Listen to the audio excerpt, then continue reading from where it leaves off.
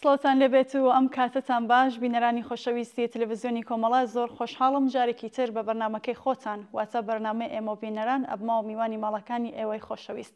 لە بەرنامەی ئەمڕۆشماندا وەکو هەموو هەفتەیە کۆمەڵێک نامە و بابەتی ئێوەی ئازیز و خۆشەویست بەدەستمان گەیشتووە کە یەکە پێشکەشتانی یەکەم. هەڵبەت پێش دەستپێکی بەرنامەکەمان با ناوبڕێکی جووە لە سروشتی کوردستان وەربگرین.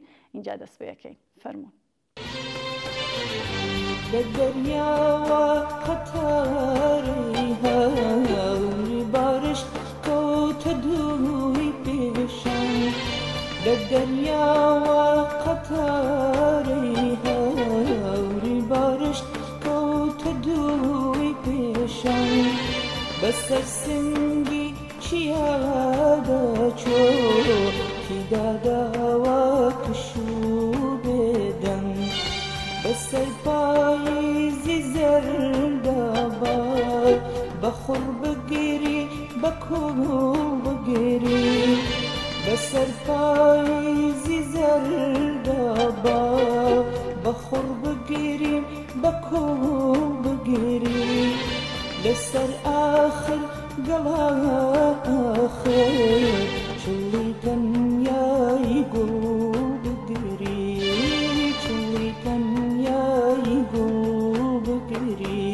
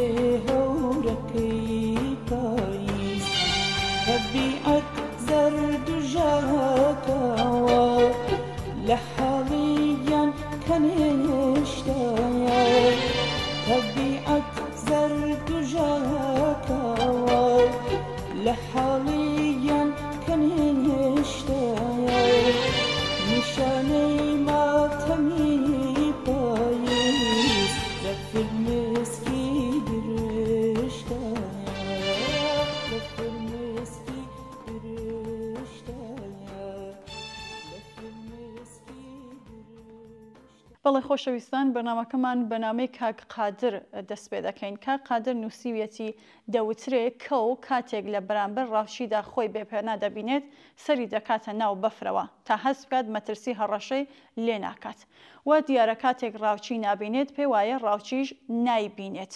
مەبەستمە بڵێم بارودۆخی ئێستای کۆماری ئیسلامی وەک ئەم گێڕانەوەیە، بەڵام ئەگەر کەوەکان زمانیان هەبوایە ڕەفتاری کۆماری ئیسلامی لەم ڕۆژانەدا دەکردە پندێک بۆ خۆیان بە بێچوەکانی خۆشیان ئەو پندەیان دەگوت وە کۆماری ئیسلامی مەبن کاتێک تووشی مشکڵ بوون سەرتان لە بەفر مەکەن چاوتان دانەخەن ڕێگا بدۆزنەوە ئەسڵەن بۆ دەبێ کارێکی وا بکەن کە دوژمن لێتان نزیک بێتەوە هەر کارێک پێشتر بیری لێ بکەنەوە و دەرەنجامەکانی هەڵسەنگێنن بزانن چۆن هەنگاویش دەنن.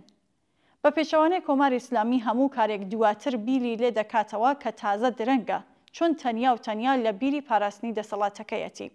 هەموو شتێک ئەماژە بۆ دەکات کە بارودۆخی یابووری لە ئەنجامی گەماڕۆکاندا چۆدە کۆناغێکی زۆر خراپ. ئایا پێشتر نەیان دەزانی؟ با دەیانزانی بەڵام لای ئەوان گەماڕۆکان کاریگەری نابێ. وتیان کاغەزی بەتاڵە سەریان کردە بەفرەوە لە وەلی فەقی تا سەرۆ کۆمار لە بەرپرسە باڵا تا بەرپرسەکانی خوارەوە وایان دەزانی قسە نەکردن لەسەری مەترسیەکە لا دەبات یان کەمی دەکاتەوە ڕوونەکە وا نەبوو و واش نییە. وایان دەزانی کەم ڕەنگ پیشاندانی گەماروەکانی نەتەوە یەکگرتووەکان لە گرنگیەکەیان کەم دەکاتەوە، بەڵام نەیان دەزانی شاردنەوەی ڕاستیەکان سەرچاوەی نقمبوون لە گێژاودایە کە ئێستا تیادا دەست و پەنجە لێدەن. ئەوان تەنیا لە فکری کورد خۆیان هەر لە بیری پاراستنی دەسەڵاتی خۆیان بوون کە ئەویشیان بۆ ناپارێزرێ. سەریان کردە ناو بەفرەوە بەڵام هەر تێکەوتن. کاقادر ئەدامەی نامەکەی ئەدات و نووسیویەتی شەوێک کوڕێکی هەرزەکاری دراوسێمان میوان بوو. کاتێک باسی دۆخی ئێستامان دەکرد لێ پرسیم مامە ئەگەر تۆ بەرپرس بوویتایە لەم بارودۆخەدا چی دەکرد؟ ئەسڵەن دەتوانی کارێ بکەیت گەماروەکان جێبەجێ نەبوواتایە؟ منیش بیرم کردەوە وتم گیانی من هیوە ناخوازم من لەم بارودۆخەدا بەرپرس بم، بەڵام بە گرێمانەی مەحاڵ ئەگەریش بەرپرس بم ئەوە دەزانم کە هیچ شتێک بێچارەسەر نییە. لە کێشە کۆمەڵایەتی و نێودەوڵەتیەکاندا بنبەست بوونی نییە. یەکەم کار خۆم بە عەقڵی کولدا نەدەدا، ڕوون دەکردە خەڵک و ئەرزیابی ناو خەڵک. سێر دەکەم ئایا من لە دروستبوونی ئەم بارودۆخەدا ڕۆڵی سەرەکیم هەبووە؟ ئەگەر هەمبوو بێت ڕای دەگەێنم خەڵکینە سیاسەتەکانی من ئەم بارودۆخە سەختەی بۆ ئێوە دروست کردووە. ئێستا من لا دەچم و ئێوە بۆ خۆتان بڕیار لەسەر چارەنووسی خۆتان بن. بە سەرماندنی ئەم مافە هەموو شتێک یان زۆر شت ڕێگای چارەسەری دەدۆزرایەوە. بەڵام ئەگەر من لە دروستبوونی بارودۆخی ئێستادا ڕۆڵم نەبوو بێت و لە ناوەڕاستی شەڕەکەدا لە ناکاو بوو بێتمە بەرپرس دیسان سەخت نییە. ڕاستیەکەی دەڵێم خەڵکینە کردەوەی بەڕێوەبەرانی پێشوو ئەم بارودۆخەی دروست کردووە، وەرن با پێکەوە کێشەکان بناسین و بیر لە چارەسەرەکەی بکەینەوە. ئەویش بە جیهان بڵێن کە بڕیارە سیاسەتی نوێ بگرینە بەر. لە بواری ئەتۆمیدا شاردنەوە ناکەین، ملکەتی چاودێری دامەزراوە نێودەوڵەتیەکان دەبین، لە کاروباری وڵاتانی تر دەستێوەردان ناکەین. بەڕاوێژ بوجە و داهاتی تەنها بۆ داهاتووی وڵات و خەڵکی بێبەشی وڵاتەکەمان خەرج دەکەین. بۆ پتەوکردنی ژێرخانی ئابووری، بۆ ڕێگەوبان، بۆ قوتابخانە و زانکۆ، بۆ نەخۆشخانە، بۆ پاراستنی ژینگەکەمان خەرجی دەکەین.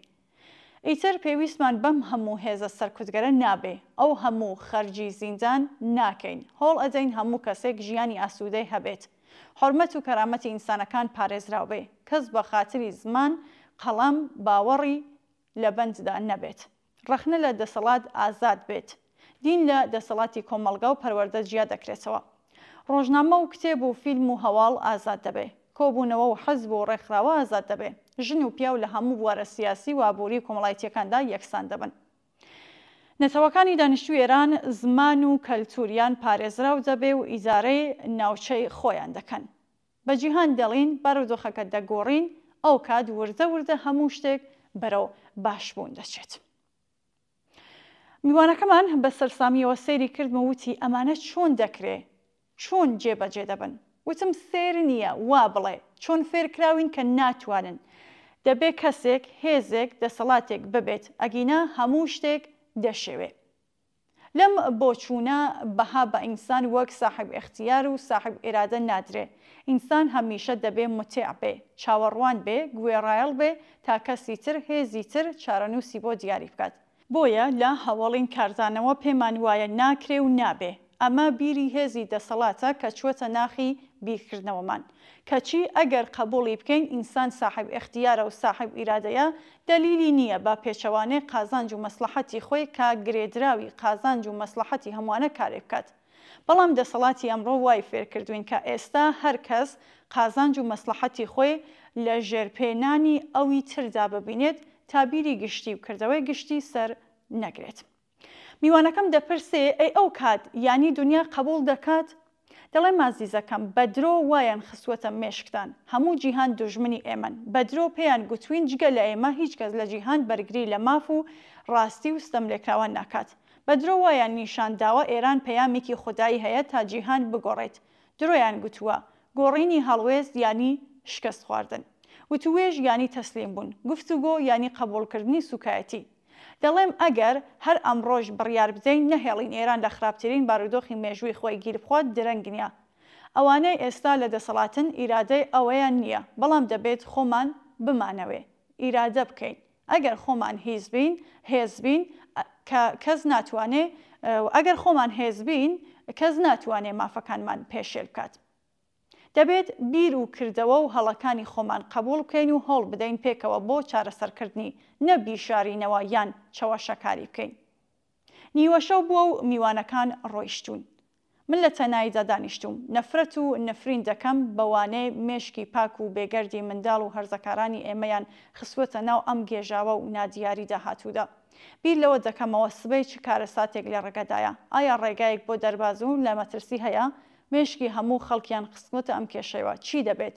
دیسان هەژارتر دەبین، نیگەرانیان دروست کردووە، ترس لە جەنگ و فشارە ئابوووریەکان و سیر ئەوەیە هێشتا هیچ هەستێکی تاوان یان تاوانبارێک ناکەن. ئێستا ئیتر ڕۆژەکان یەکلاکەرەوەن. من سەرباقی ئەم نیگەرانیانە ئومێدوارم بە داهاتوو. دەزانم وا نامێنێ. ئەوەی کە من باسم کرد ئاواتی منە. بەڵام ئەوێش دەزانم کە ئاواتەکانی من ڕێگایەکی ئاسانی لەبەر نییە. گەلێک گیر و گرفتی هەیە، بەڵام شۆڕەشی ژنجیان ئازادی و ئەم دیمەنانە کە من لە کوڕان و کچانی ئەم وڵاتە دیتم کە چۆن بەدەستی خاڵی چوونە گەژ ئەژدیهای دەسەڵات، ئومێدم زیاد دەبێت کە سەرەڕای گیر و گرفتەکان ئاواتەکانی من کە ئاواتی زۆر کەسی تریشە بێبنەمانیە.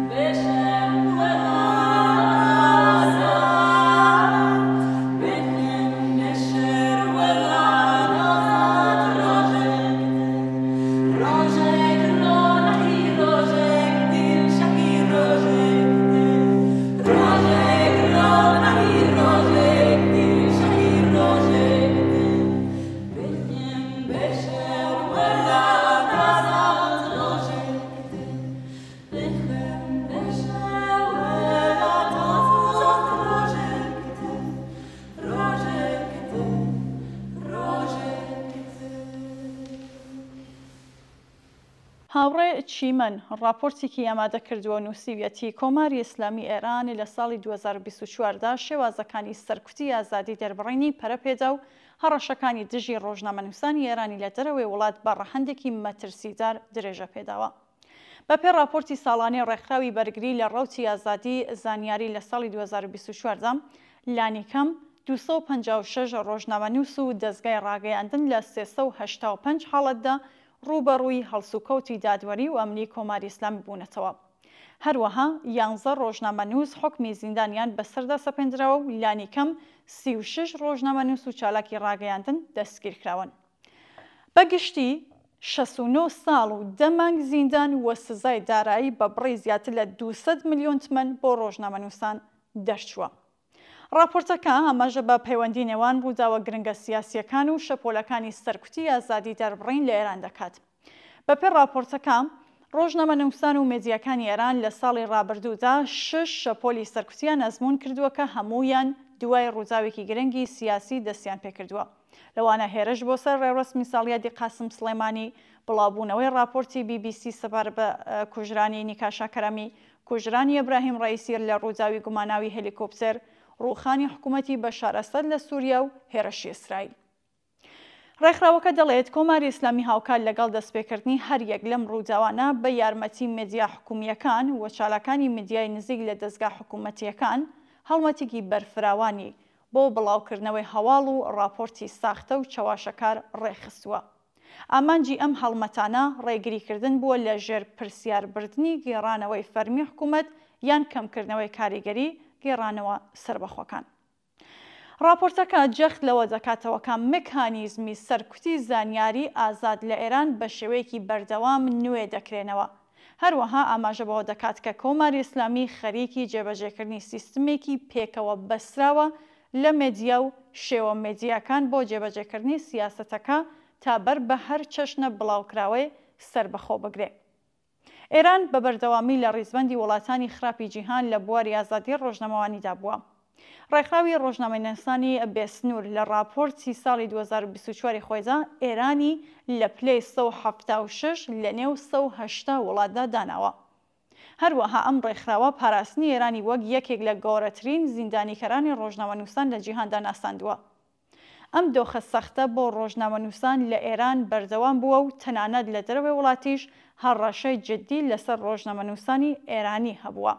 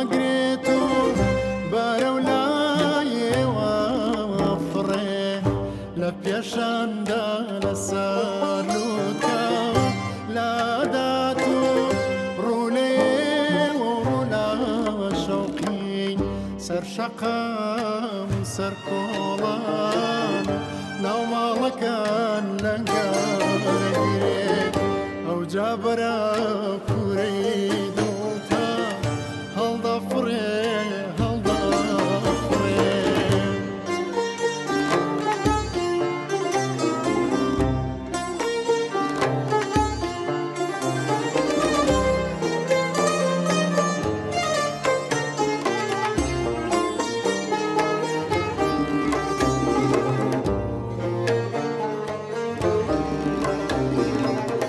بیرتانەکەم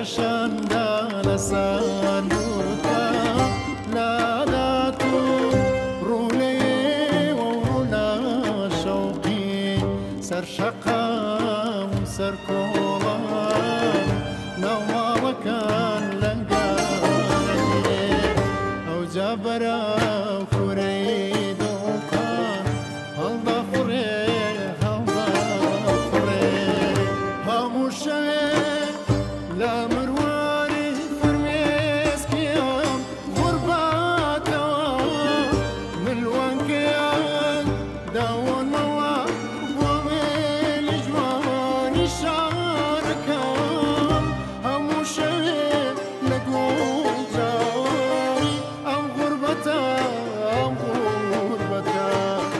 چەپشێ گوڵی سوراچێنم بۆ ناو گوڵدانی شارەکەم هەموو شەوێت لێم لا دەرگای دڵتانەدام هاوارەکەم بیرتانەکەم هەموو شەوێک کۆتی دڵێم ماڵەگرێت و لەلایەوە لەنگارەگیرێ هەر لایەوە شەبێ بمرێ بازادی ئەبێ بمرێ بیرتانەکەم بیرتانەکەم بیرتانەکەم بیرتانەکەم بیرتانەکەم بیرتانەکەم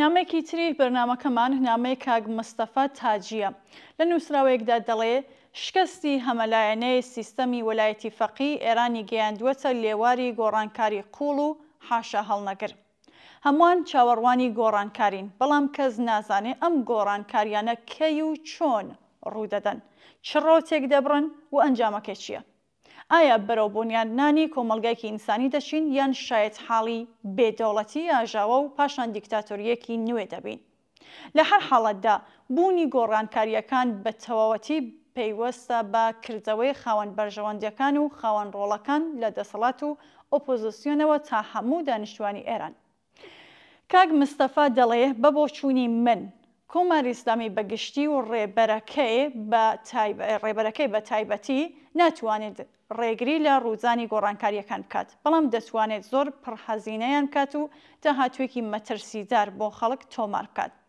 بە دەربڕینێکی ڕوون هاوڕێ نەبوونی خامنەی لەگەڵ گۆڕانکاریەکان خەڵک لە بەدیهێنانی پاشگەز ناکاتەوە بەڵام بەرەنگاربوونەوەی لەگەڵ خواستەکانی خەڵک ماندوو لە دەسەڵات خەڵکی ماندوو لە دەسەڵات واتە دەرەنجامی پێشبینی نەکراوی هەیە تا ئەو جێگایە ڕەنگە ڕێگایەک بۆ قەرەبووکردنەوەی زیانەکانی ئەم کە لە ڕەقیە لانیکەم لە کورتخایەندا نەمێنێتەوە استراتێژی هەڵەی کۆماری ئیسلامی کە ڕێبەرەکەی دیاری دەکات بە تایبەت لە دوودەی ڕابردوودا زیاتر لە هەر کەسێک خۆی سەرگەردان کردووە بەڕێوەبردنی وڵات بە شێوەی فەرمانڕەوایانە و تاکە کەسی ئێرانی بەم ڕۆژە سەختە گەیاندووە لە ئێستادا ڕێبەری کۆماری ئیسلامی نەدەتوانێت بە شێوازی ئەلنەسرۆل بالڕوعب سەرکەوتن لە ڕێگای ترسنانەوە حکم کات و بە گرتن و زیندانیکردن و حکمی ئادام ترس پەرە پێبدات نەدەچێتە ژێرباری گۆڕانکاریەکان نەداڕەشن و جێبەجێکردنی بەرنامەی درێژخایەن بە بوونی گەماروەکان ممکنە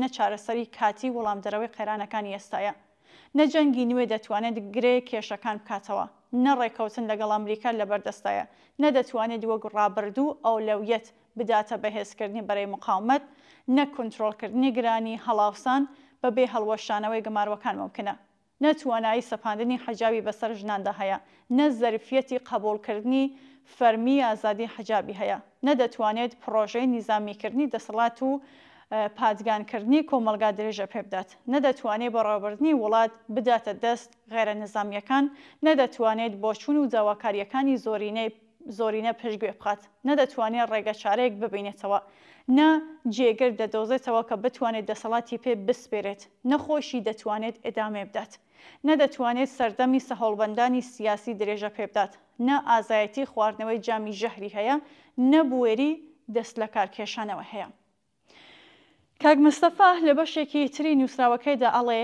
ڕێبەری کۆماری ئیسلامی کە ناتوانێت لە هەستیارترین و ئالۆزترین بارودۆخەکەدا کەشتی وڵات لە گەردەلوول بە سڵامەتی تێپەڕێنێت لە ئەنجامدا درەنگ یان زوو کەشتیەکە لە بەرد دەدرێ یان لە قوڕ دەچێ کە ئێستا چقاوە.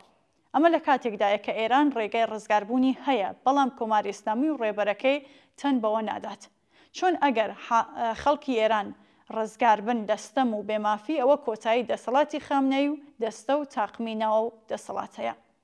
ئەوەی وەلی فەقی دەیەوێت زۆرینەی خەڵک نایەوێت و بە پێچەوانەکەیشی دروستە. بنبەستی ئێستا کە لەم دژایەتیە بنەڕەتیە هەڵقوڵاوە خۆشبەختانە تێپەڕێنی کات بە زیانی سیستەمی وەلایەتی فەقیە، بەڵام بەداخەوە ئەگەرچی سەرەتاکانی ڕزگاربوون و دەرکەوتون بەڵام هێشتا بە تەواوەتی ئامادەگی بۆ بە ئەنجامگەیاندنی لەبەردەست نییە.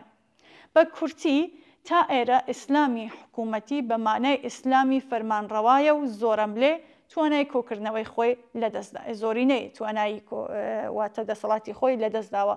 سەرەڕای ئەمە ڕێبەر سوورە لەسەر ئەوەی بە زیندوی ڕای بگرێت و لەسەر ئەو بنەمایە حکم کات، ئەویش لە بارودۆخێکدا بزوستنەوەی ژینە پۆلیسی و ئەمنیکردنی تەواوی فەزای مەحاڵ کردووە، چونکە کاردانەوەی ناڕزایەتی خەڵک بە تایبەت گەنجان هەم جدیە و هەم بۆ دەسەڵات وێرانکەرە. ئەو هەمووە دەگرن و زیندانی دەکەن و تەنانەت ژمارەی ئادامەکانیش بەرز بۆتەوە. ئەی بۆ کۆمەڵگا بێدەنگ نابێ. ڕێبەری کۆماری ئیسلامی لەم ڕاستی ئاگادارە، هەر بۆیە لە بۆنبەستێکی تەواودایە. ئەم بۆنبەستە تەنها بەدەستی خەڵکی هۆشیار و ڕێکخراو دەکرێتەوە.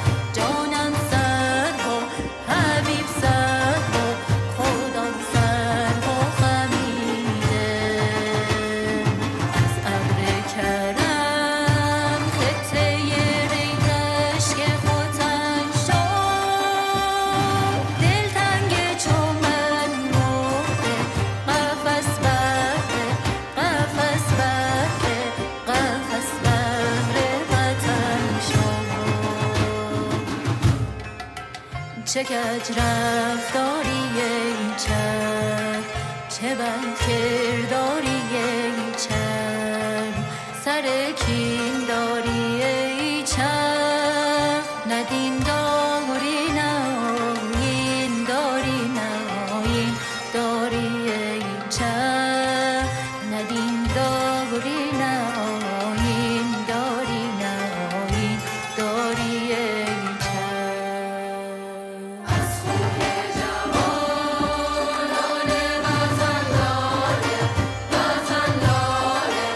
وطن لاله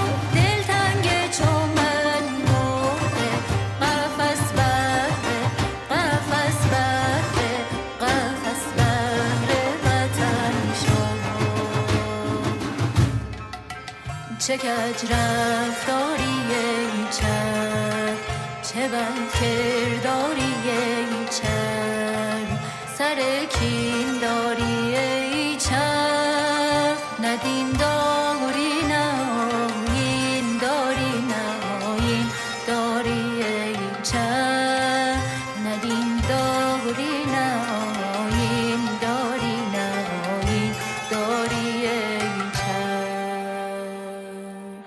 نامەیەکی تری بەرنامەکەمان نامەی کاک هەڵۆیە لە کرماشان.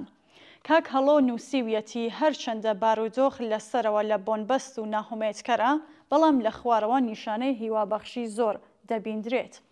بە بۆچوونی من سەرەڕای دواکۆتووی حکوومەت و ئەو سەرکوزگەریانە گۆڕانکاریە قوڵ و بەرفراوانەکان لە کۆمەڵگادا بەردەوامن. خەڵک لە ئەدامەی بزوستنەوەی ژینادا سیاسەتە دژە ئینسانیەکانی حکوومەتیان بەکردەوە و داهێنانەکانی خۆیان بردووەتە ژێر پرسیار و بە بەرگری مەدەنی و هەندێک جار بە نافەرمانی مەدەنی ڕژیمیان بۆ دواوەوە پاڵپەیوەنەوە.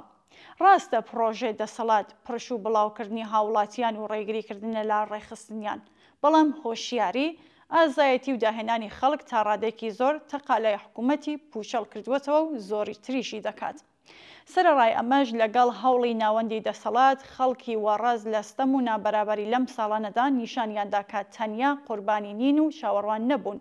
هەرچەندە هێشتا ماوە کە ئیشی خۆیان واتە دروشمی سەرەکی خۆیان ژنجیان ئازادی بە ئەنجام بگەێنن. ڕاستیەکەی ئەوە یەکە پێشڕەوی هێواش بەڵام بەردەوام گرنگترین هێڵی سووری ڕێبەری کۆماری ئیسلامی تێپەڕاندووە. تێپەڕینی زۆرینەی ئێرانیەکان و تەنانەت زۆرینەی باوەڕداران بە ڕێڕەسمە ئیسلامیەکان و لە حیجابی زۆرەملێ بەمانەی نەفی ڕەتکردنەوەی فەلسەفی بوونی حکوومەتیایی نییە. کاتێک نەتوانرێت حکوومەتی فەقی جێبەجێ بکرێ، ئەو کات بەردەوامی ویلایەتی فەقی لەمانە بەتاڵ دەبێت. تاقمی ئاینی دەسەڵاتیان قوڕ کردووە تا حکومە ئیسلامیەکان و لە سەروی هەموویانەوە حیجابی زۆرەملێ لابەرن.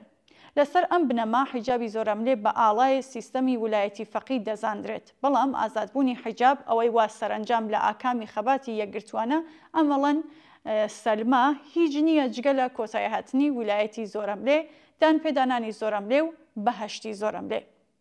ڕێبەری کۆماری ئیسلامی لەم ڕاستی ئاگادارە، بەڵام کاری ئەو توێ لەدەست نایێت، چونکە خەڵک بڕیاری خۆیان داوە و بەردەوامی فەزای پۆلیسی و ئەمنی بۆ زۆرەملێکردنی حیجاب قبوڵ ناکەن. زۆرینەی باوەڕدارانیش دەرەنجامە نەرینیەکانی حیجابی زۆرەملیان لێ وەرگەڕانی خەڵک بە تایبەت گەنجان لە ئاین بینیوە. بۆیە ئازادی حیجابیان بۆ ئاین و باوەڕی خەڵک کەم و زیاتر لە زۆرەملێکردنی دۆزیوەتەوە. بەم هۆکارە ڕەوتی ئازادبوونی ئەمەڵی حیجاب بە ڕووخانی یەکێک لە بنەماکانی ئایدۆلۆژی ئیسلامی دەزانم. جگە لەوە فشاری بیرڕای گشتی وای کردووە قێزەوەنی و توێژ لەگەڵ ئامریکا بڕوخێت، فیلترکردنی فەزای مەجازی پوچەڵ ببێتەوە. هەرچی رادیۆ تەلەڤیزیۆنەکان و ئیمامەکانی جومعە زیاتر هەوڵ دەدەن بەڕێوەبەرایەتی خامنەئی پەیغەمبەرانە و ڕێنمایەکانی ڕێگە چارەسەر نیشان بدەن، کەمتر گوێگەر دەدۆزنەوە. شکستە یەک لە دواییەکەکانی سیستەم و گەشەی هۆشیاری خەڵک بە تایبەت پاش بزوستنەوەی گەشاوەی ژنجیان ئازادی بۆ سوپای پاسەران وەک حەزبی پادگانی و ڕێبەرەکەی جێگایکی نەهێشتوێتەوە. ئێستا زۆرینەی خەڵک حکوومەتی ئاینی بە شکست خواردو و کەسی ڕێبەر بە بەرپرسی بارودۆخی نەهەمواری ئێستا دەناسن. هەر بۆیە داهاتوو ڕوونە ئەگەر ئەم هۆشیاریە ببێت بەهێز و ڕێگای بەلادانی نەدات.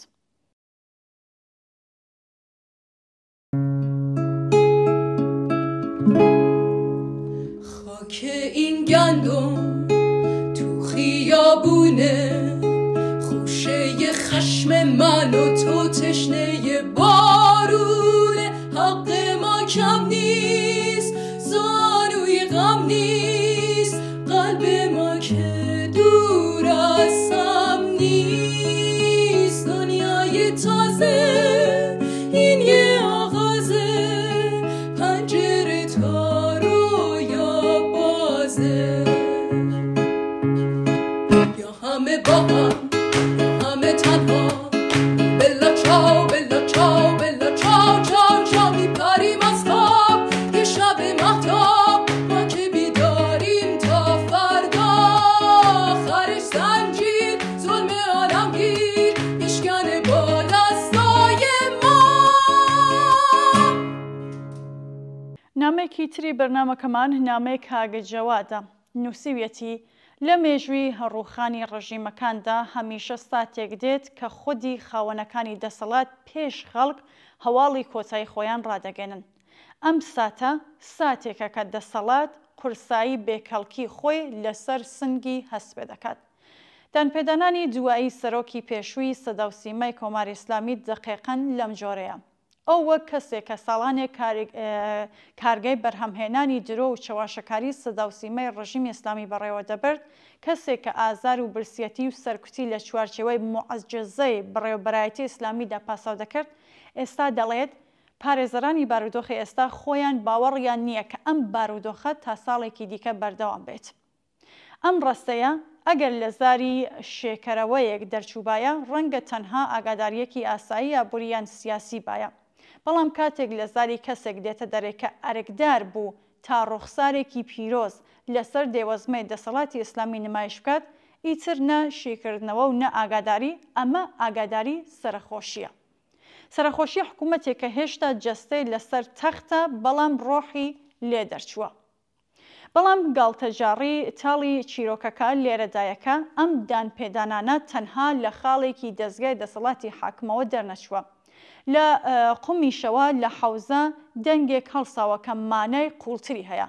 ئەویش ئەم قسەیەیە کە دەڵێ هەندێک پێیان وایە ڕۆحانیەت دەبێت لە ناوچێت. ئەم قسەیە نە خەڵک نە خوێندکاران نە ژنان بەڵکو لە ناوخۆی چەتەکانی ئیسلامی گوتوویانە. خودی ئەو چینەی کە 40 ساڵی تەواو پیرۆزی ئیسلامیان وەک چەکۆش لە کەلەسەری کۆمەلگا کوتاوە. ئەمڕۆ دان بەوە دادەنێن کە بوونیان ئیتر نە کارکردی هەیە، نە ڕێز نە مەشروعیەت، تەنها ڕق و قین زیاد دەکات. لێرەدا ئێمە شاید حاڵی دیاردەیەکین کە زۆر لە قێرانی سیاسی و حکوومەتی زیاترە. ئەمە ڕووخانی دەستگایکی ئاینی و بەکردەوە مفتەخۆر و ئەنگەڵە. ئەوەی وە بۆ ڕووخانی کۆتایی سیستمێک پێویستە نە دابەزینی نرخی نەوتە و نە هێرشی سوپای بیانی، بەڵکو ساتێکە کە چینی حاکم لە ئەنجامی ناڕزایەتەکانی خەڵک لە خوارەوە لە ناوخۆدا دەپووکێتەوە و بەبێ بنەمایی خۆی تێدەکات. کۆماری ئیسلامی ئەمڕۆ دقیقەن لەم حاڵەتەدایە. سیستمێکە ئیتر تەنانەت خۆی باوەڕی بەخۆی نییە. شایەتی سەدا و سیما و حەوزە وەسیەتنامەی هاوبەشی چینێکی ڕوو لە ناوچوونە. ئەم دوو دانپێدانانە یەکێکیان لە زاری معماری مێدیایی سیستەم، ئەوەی دیکەیان لە دڵی حەوزە لە ڕاستیدا دوو دێڕی یەک وەسیەتنامەن. وەسیەتنامەی کۆتایی ڕۆحانیەت وەک چینێکی کۆمەڵایەتی لە دەسەڵاتدا. یەکێکیان ڕادەگەنێت کە حکوومەت ئیتر توانایی بەڕێوەبردنی کۆمەلگای نییە و ئەوی تریان دان بەوە دادەنێت کە ڕۆحانیەت ئیتر لە چاوی خەڵکدا هیچ جێگاکی نییە. ڕژیمێکە نەتوانایی بەڕێوەبردنی هەیە هیچ شتێک نییە جگە لە لاشێکی قورس و گەنی و کە ساڵانێکە لەسەر شانی خەڵک قورسایی دەکات و ئێستا کۆمەلگا دەیەوێت لە جەستەی خۆی بیچەکێنێت و فڕێ بدات. بەڵام ئەم کۆتاییە لە مەیزانە تێئۆری و ئاکادمیەکاندا تۆمار نەکراوە، لە ژیانی ڕۆژانەدا شکڵی گرتووە. ئاخوندێک وێنا بکە کە دەچێتە ناو پاسێکەوە. ڕۆژگارێکی نە ئەوەندە دوور خەڵک لە ترسان یان لە عادەت بێدەنگ دەبوون. ڕەنگە هەندێک جێیان بۆ دەکردەوە. ڕێزی واتە زاهریان نیشان دەدا بەو ڕوحانیە. ئەمڕۆ هەمان ئاخوند دەچێتە ژوورەوە و فەزاکە نەک لە ڕێز بەڵکو لە ڕق و تووڕەیی و ددان قرچاندن پڕ دەبێت. هیچ کەس سەر بەرز ناکاتەوە، کەس جێ ناداتێ. نیگاکان کورت و تێژن. نیگاگەلێک کە سەیری ئەو مەلایە ناکەن وەک پایە ئاینی بەڵکو وەک زبڵێکی سیاسی و ئەنگەلی کۆمەڵایەتی و ئەگەر بێدەنگی هەبێت ئەم بێدەنگیە بێدەنگی ئەدەب نییە، بێدەنگی لەسەر بەردی گۆڕە. بێدەنگیە کە ڕای دەگەنێت ئەم چینە کۆمەڵایەتیە، ئەم جلو بەرگە، ئەم ڕۆڵە کۆمەڵایەتیە ئیتر لە کۆمەڵگا سراوەتەوە و مردووە. بەڵێ ئەمە ینی خەڵک پێش ڕووخانی فەرمی لە سیستەم تێپەڕیون. ئەوەی ڕووخاوە تەنها دەوڵەت نییە، ژێرخانی ماناکانی دەسەڵاتی حاکم ڕووخاوە. وە کاتێک چینێکی کۆمەڵایەتی ڕەوایی ئەخلاقی خۆی لە چاوی خەڵکدا لەدەست بدات، ئیتر هیچ کودەتایەک، هیچ ڕێفراندۆمێک، هیچ گواستنەوەیەکی ئارام، هیچ شایەک، هیچ تەکنۆکراتێک و هیچ ڕیشتاشین و کراس و پانتۆڵێکی تازە ناتوانێت بیگەڕێنێتەوە. ڕوحانیەت ڕەنگە هێشتا زیندوو بێت بەڵام لە حکمی کۆمەڵگادا مردووە وە کۆمەڵگا خەریکی داپۆشانی نیەتی بە خاک لەسەر جەستەی نەگوزار نەسازش تازە ناتوانێت ئەم لەشە لە شکل و قالبی تردا زیندوو کاتەوە لە ساتێکی وەهادا قسەکردن لە گوزاری ئارام گوزاری نەرمی دەسەڵات نوێژنکردنەوەی سیستەم گەڕانەوەی پاشایەتی یان دەوڵەتی تەکنۆکرات هیچ شتێک نییە جگە لە کۆمێدیای ڕەش هیچ سیستەمێک کە خەڵک لێ تێپەڕی بێتن بە چاکردنەوە و ڕەنکردن ناگەڕێتەوە خەڵکێکە لە هەیئەتی حاکمە تێپەڕیون نەشای دەوێت و نەوەلی فەقیر نە قەیومی تازە و نەباوکیکی نوێ ئەوان تەنها یەک شتیان دەوێت ئازادی ژیان و ئەم ئازادیە نە لە سندوقی ڕێفراندۆم دێتە دەرەوە نە لە بەیاننامەی هێزە جیهانیەکان نە لە ڕێکەوتنی ژنێڤ و نە تاج لەسەرنانی تازە ئەم ئازادیە دەبێت خودی خەڵک دروستی بکەن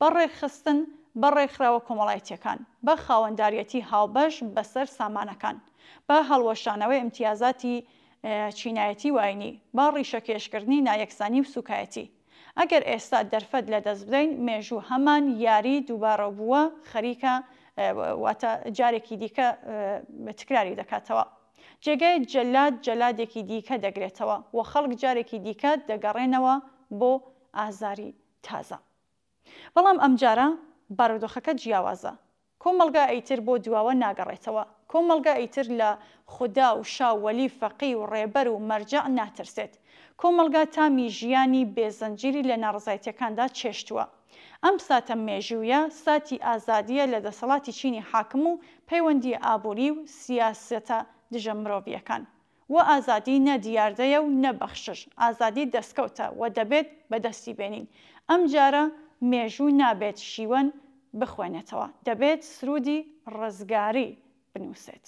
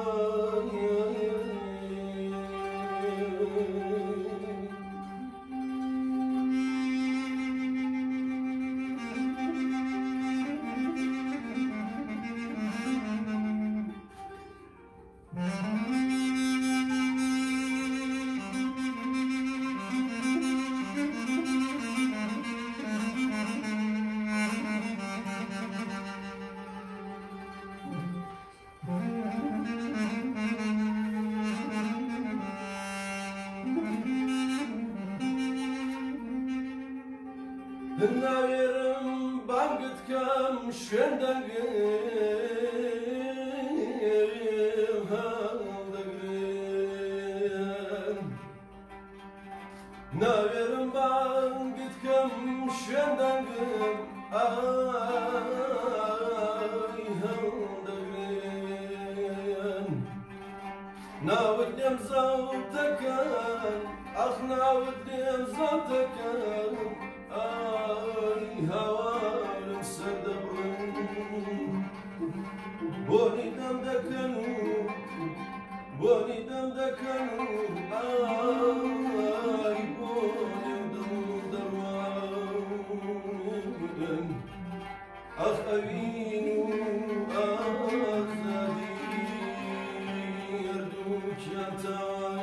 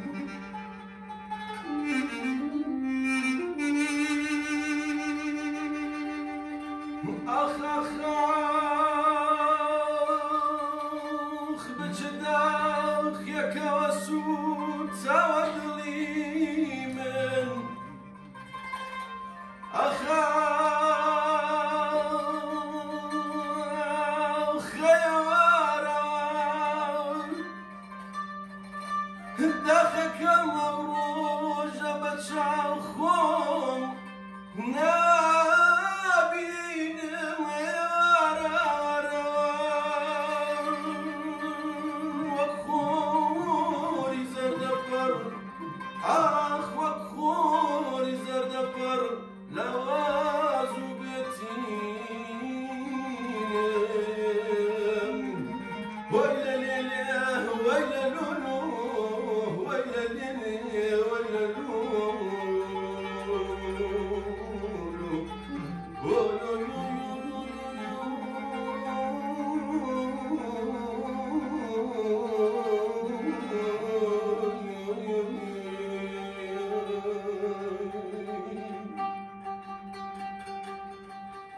مەڵمەنم بەر ئاوارە یانەکێی گوشتە دوور بەرە مەڵمەنم بەر ئاوارە یانەکێی گوشتە دوور بەرە بەدەم جێنم پێدەدا چاکن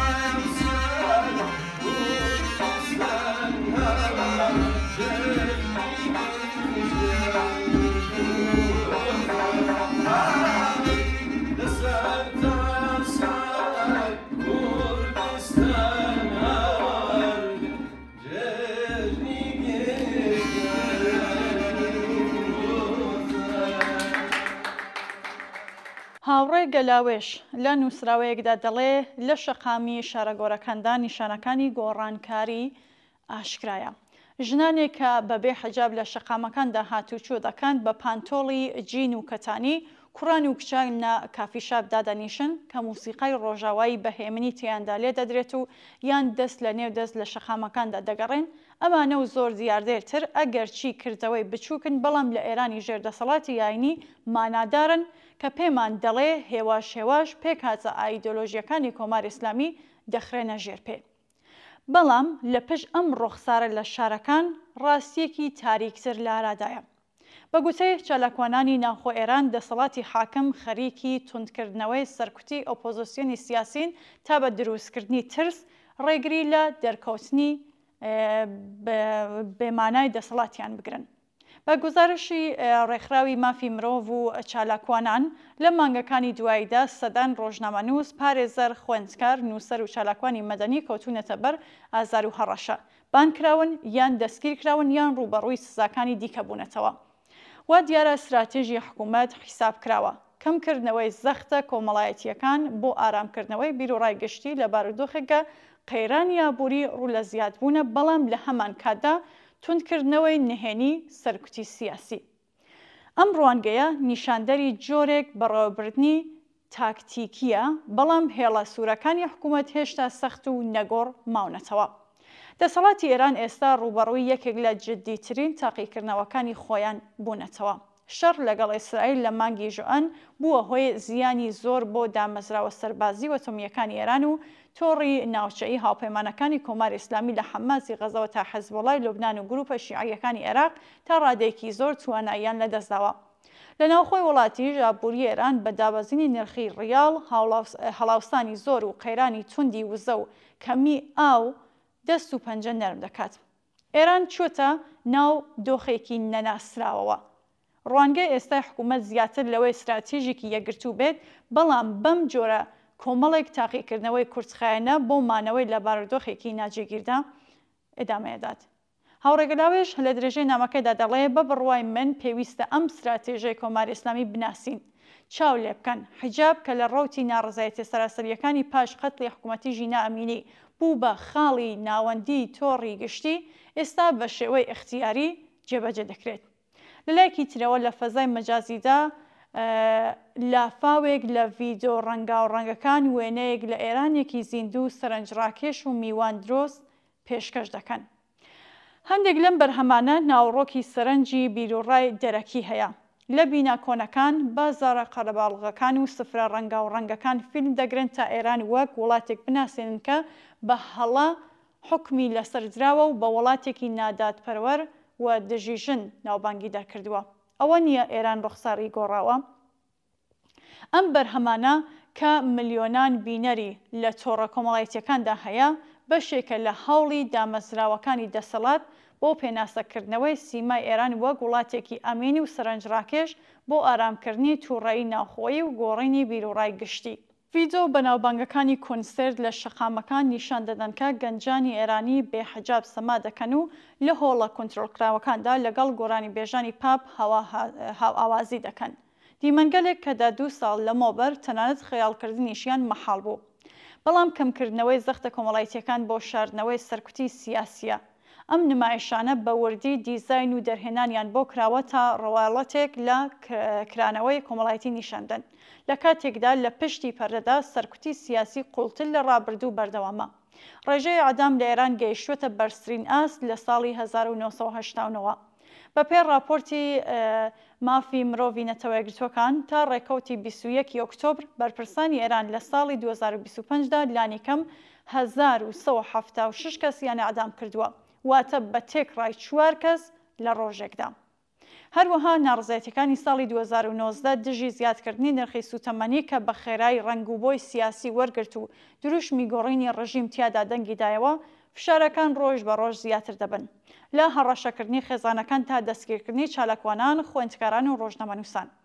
ئامانجیان تێکشکاندنی هەر جۆرە ئۆپۆزیسیۆنێکە. گەڕانەوەی گەمەروەکانی نەتەوە یەکگرتووەکان لە مانگی سەپتامبر بەهۆی سەرنەکەوتن لە گەیشتن بە ڕێککەوتنی ئەتۆمی دەتوانێت فشاری دووقات بخاتە سەر ئابووری ئێران و بازرگانی وڵات تەنانەت لەگەڵ دەوڵەتانێک کە پێشتر گەمارە و یەکلایەنەکانی ئەمریکایان پشتگوێ دەخست بە توندی سنووردار بکات.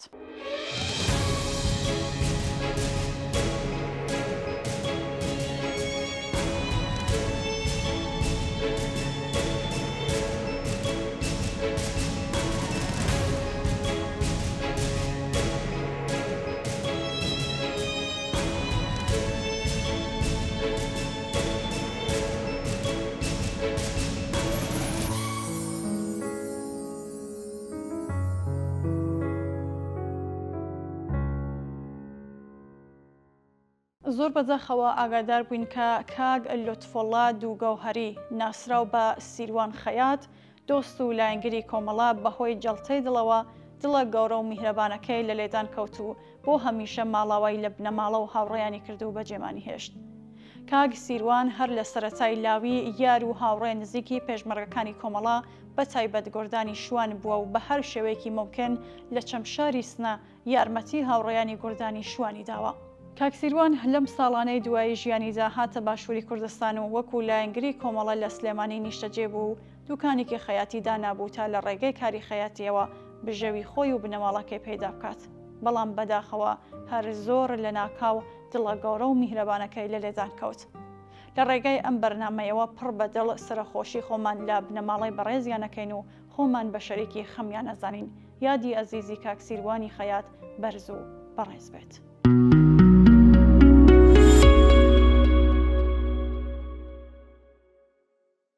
بەڵێ ئازیزان و بینەرانی خۆشەویست بەم شێوەیە گەیشتنە کۆتایی بەرنامەی ئەمڕۆشمان زۆر سوپاس کە تاکو ئێستا بینەرمان بوون بۆ هەرچێ زیاتر ڕازانەوەی بەرنامەکەی خۆتان لە ڕێگەی ئەم ژمارە تەلەفۆنەوە کە لەسەر شاشەی تەلەڤیزیۆنەکانتانە بینن پەیوەندیمان پێوە بکەن و ڕاو بۆچوونی خۆتان بۆمان باس بکەن. جارێکی تر سوپاس و ماڵەوە.